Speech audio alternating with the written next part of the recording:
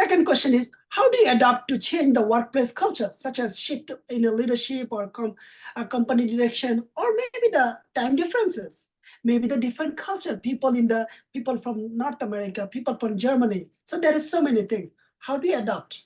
Adapt means change, means Right, open. yeah. You can see my career, like, I moved from manufacturing industry to IT industry. So it's totally different. So manufacturing industry is like, all hands job, like, machinery, all the machinery, all the people working in the floor, and then you were supervising them, and all the machinery breaks down, then you talk to maintenance department, then they'll fix. So I switched from manufacturing to IT. So my adaptation, you can say, is really good. Like, I can adapt in any way.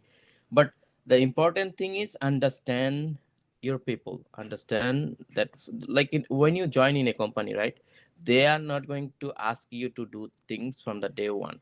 They will ask you to understand their application. Okay, understand what, read the documents, all the documents they have, talk to the people.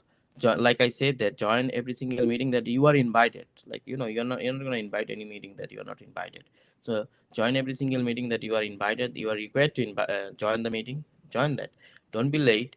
And in the beginning, don't like speak anything that you don't know, right? So speak only thing that you are asked, and only thing that you know.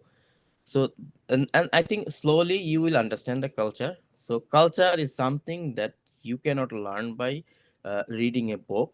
So you have to observe, you have to learn from your coworker, you have to make a good relationship with your coworker, good relationship in terms of work relationship, not any other relationship. Okay, so then I think slowly you will understand the culture. So I think that's the only thing that you can do, and that's what I was doing from for my transition from manufacturing to IT, and then from one IT company to another IT company. This is my second IT company, though. Yep. So you see this, the second time he bring the same thing. You see how important it is?